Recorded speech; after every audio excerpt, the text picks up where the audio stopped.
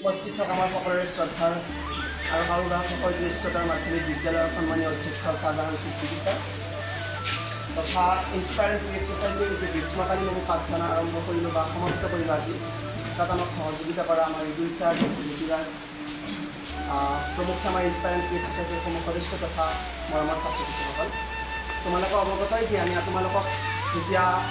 আৰম্ভণিৰ সময়ত আজি আমি তোমালোকক আহ্বান জনাইছিলোঁ যে আমি এটা ফ্ৰী ক্লাছ তোমালোকলৈ আগবঢ়াব বিচাৰিছোঁ কিন্তু ইনস্পায়াৰ এণ্ড ক্ৰিয়েট ছ'চাইটি নামৰ এটা NGO এটা প্ৰাইভেট অৰ্গেনাইজেশ্যনে তোমালোকলৈ আগবঢ়াব বিচাৰিছে আৰু সেইখিনি তোমালোকে আমাক সহযোগিতা কৰিলা যাৰ বাবে আমি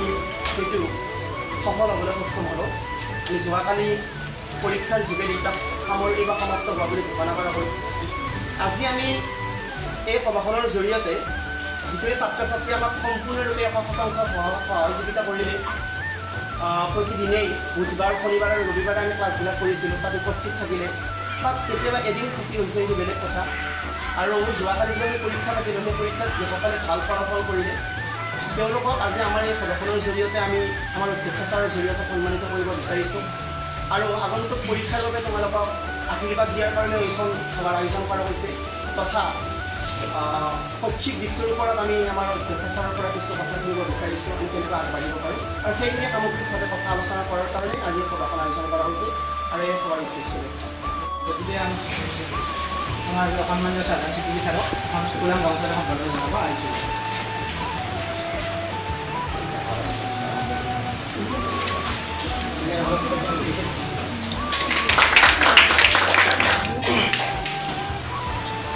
এতিয়া আছে আমাৰ সভাপতি আমাৰ ইনস্পায়াৰ ক্ৰিয়েট ছ'চাইটিৰ সভাপতি দুৱাহাল গতিকে তেখেতে আমাৰ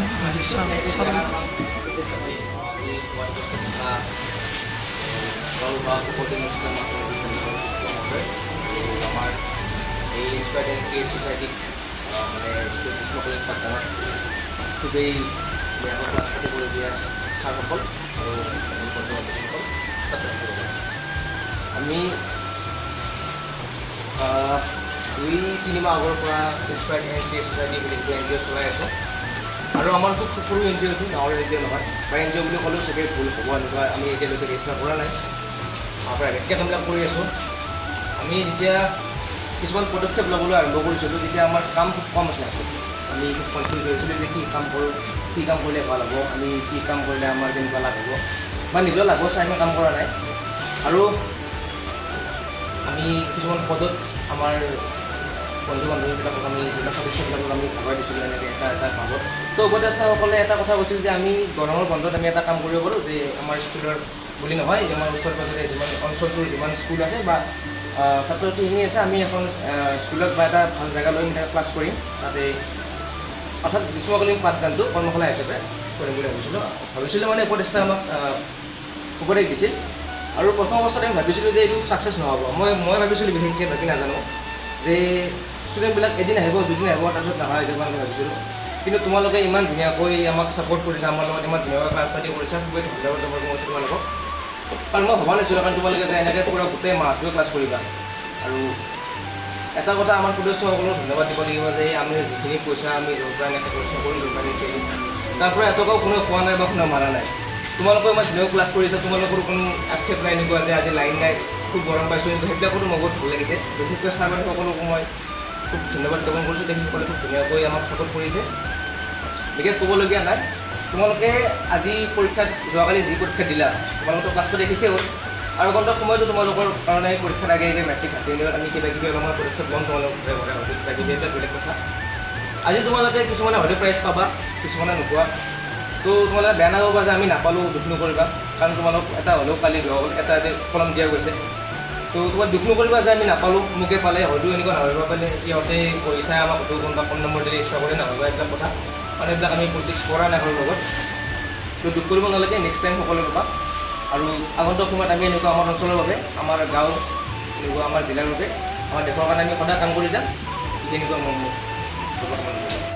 বহুত বহুত ধন্যবাদ যাচিলোঁ এইবাৰ আছে আমাৰ সন্মানীয় অতিথি শ্বাহজাহান ছিদ্দিকী ছাৰৰ দুৱাহাল তোমালোকৰ বিশেষ create and aspire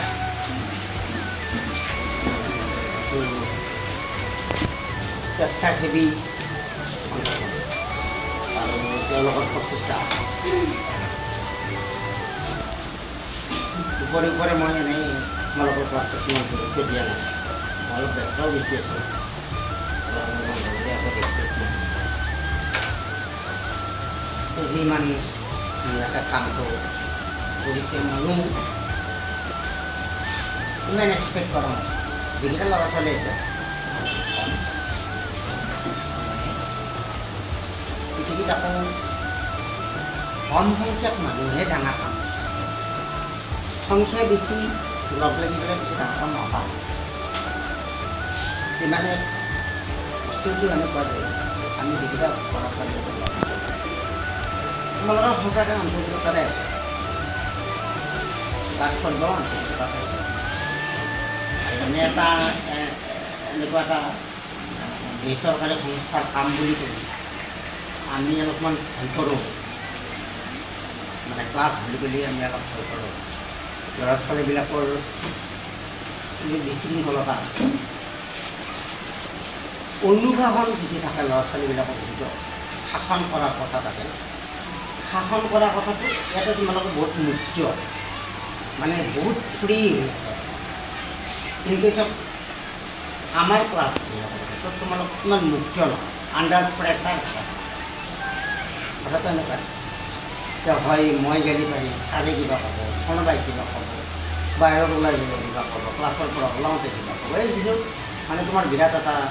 মানে বান্ধোনৰ ভিতৰত থকা যিটো মানে ক্লাছৰ ভিতৰত এই বান্ধোনৰ পৰা কিছু মুক্তি অলপ ফ্ৰী এণ্ড অপেন এটমছফিয়াৰ অলপ মুকলি এটা পৰিৱেশ তোমালোকৰ কাৰণে গৰমৰ বন্ধত বৰ বেছি ষ্ট্ৰিক্টনেছ কথাটো আৰু আনুষ্ঠানিকতা কথাটো বৰ বেছি নাথাকে তোমালোকে সেইখিনি সময়ত শুই বহি উঠি ঘূৰি ঘূৰি কটাব পাৰিলাহেঁতেন তাৰ সলনি তোমালোকে আজি যিবিলাকে কৰা এই প্ৰচেষ্টাটোক সঁহাৰি দিছা তোমালোকে কিমান বেছি উপকৃত হৈছে আমাৰ নাজানো আই ডণ্ট ন কিন্তু মই এটা কথা জানো যে তোমালোকে এই গোটেই প্ৰচেছটো তেওঁলোকে কৰিব খোজা ঐকান্তিক প্ৰচেষ্টাটোত তোমালোকে এটা কণ্ট্ৰিবিউশ্যন দিছে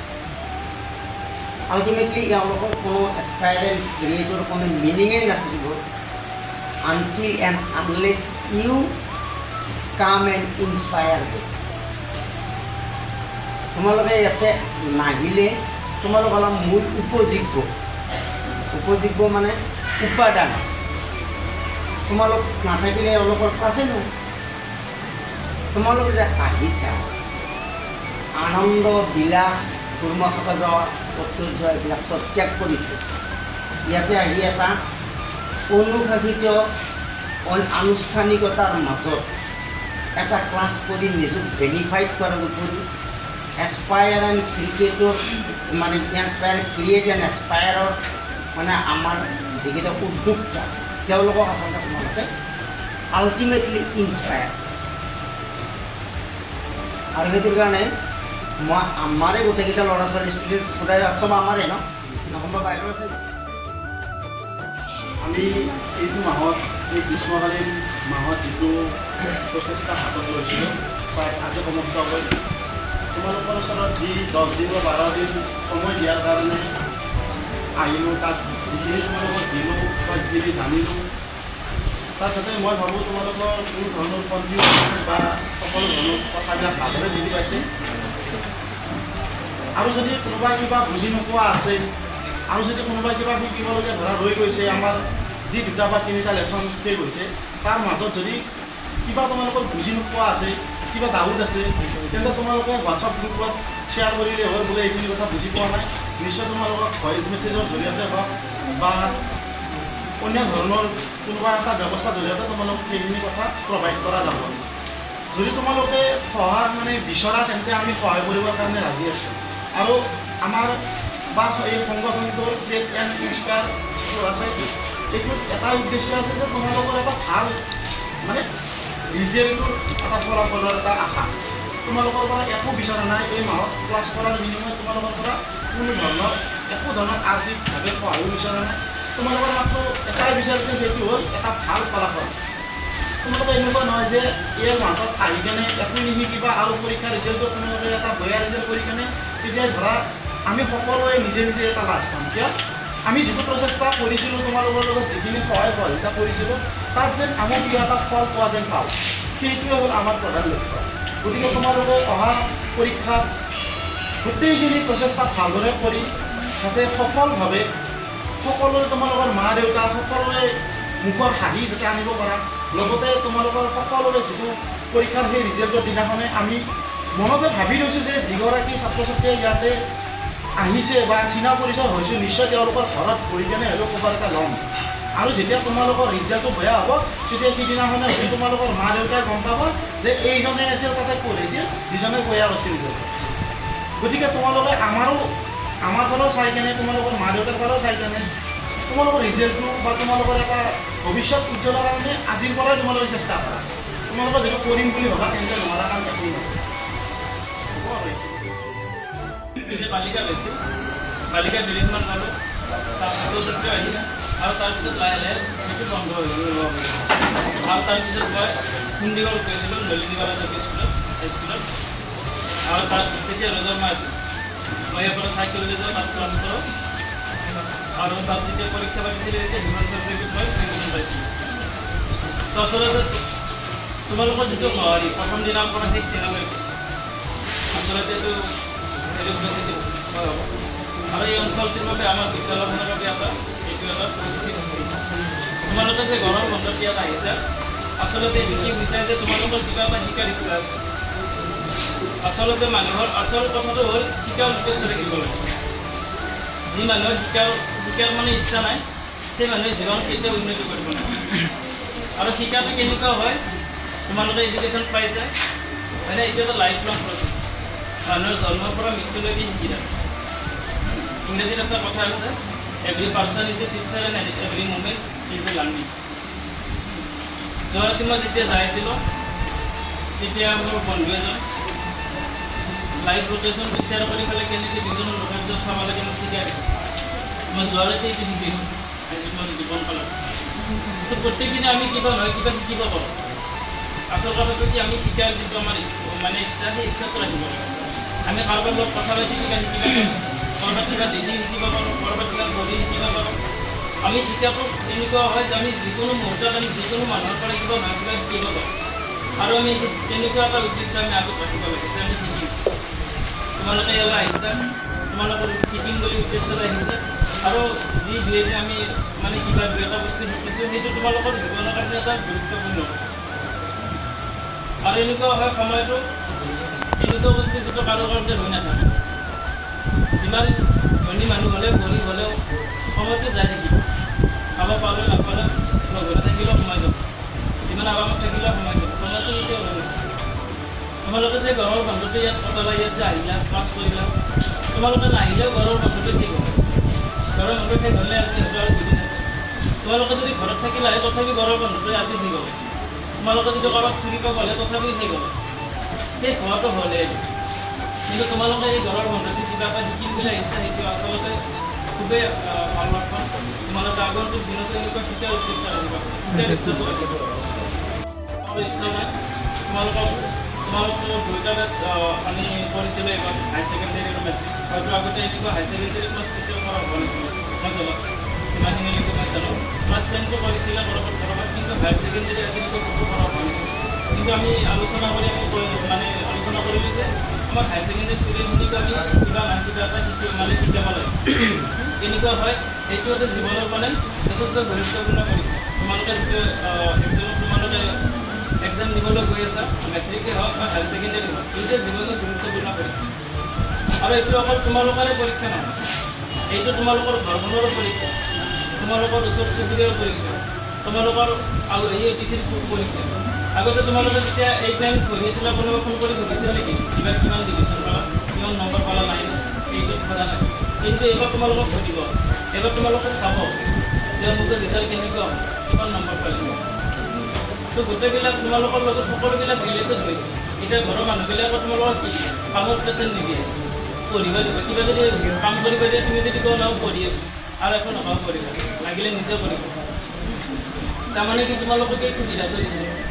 আৰু তোমালোকে এই সুবিধাটো লোৱা, ভালদৰে পঢ়িবা। আৰু এইটো জীৱনৰ গুৰুত্বপূৰ্ণ পৰীক্ষা। দুয়োটা পৰীক্ষা মেট্ৰিকে হওক বা হায়াৰ ছেকেণ্ডেৰী হওক দুয়োটা পৰীক্ষা জীৱনত গুৰুত্বপূৰ্ণ আৰু এইখন চাৰ্টিফিকেট তোমালোকৰ লাইফ টাইম দেখি যাব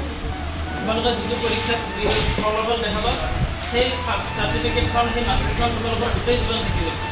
আৰু কেতিয়াও সেইটো আৰু নতুনকৈ আকৌ দিব নোৱাৰা এইটোৱে লাষ্ট চান্স গতিকে তাৰ কাৰণে সকলোৱে প্ৰিপেৰেশ্যন ভালদৰে আৰু সময় বেছিদিন নাই আৰু কিমান দিন আছে আৰু হয়তো ৰাতি 5 মাহ আছে 5 মাহ হ'লে 1.5 দিন তোমালোকৰ হাতত আৰু 1.5 দিন আছে